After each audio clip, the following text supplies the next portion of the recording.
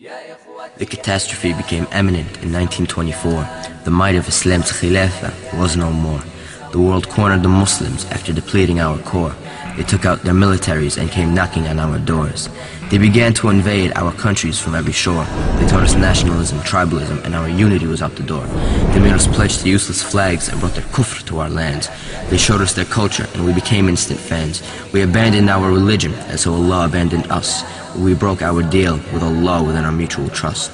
We were supposed to remain obedient and in Allah place our trust, but we fell into sins and were betrayed by our lust.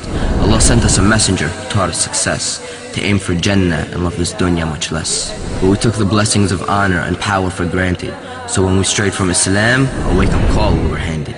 The troops of the devil in our nations quickly landed, to colonize the Muslims with their kufr so candid.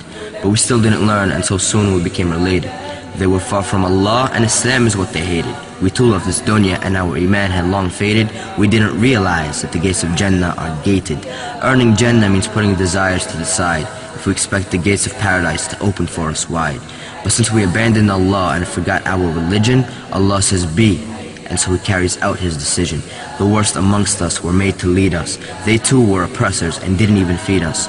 Allah withdrew our khilafah and woke us up to a reality, that our success is with Allah and not with ethnic principalities.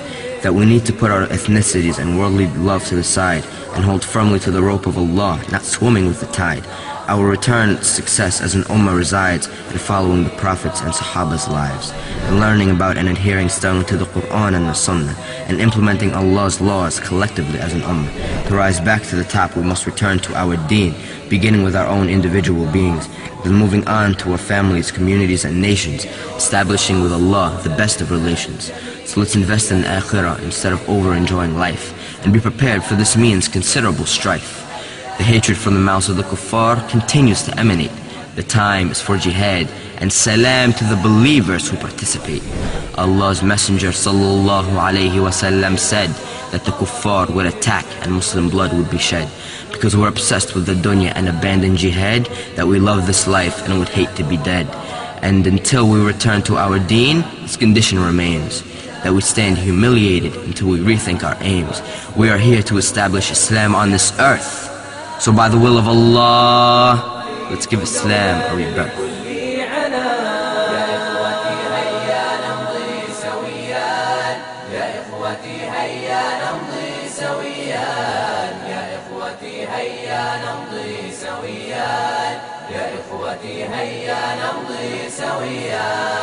نطور نبغي سبيل المنى ونحفظ دوما مكاسبنا نزيل التخلف رمز الكسل نشجع نحو البنا والعمل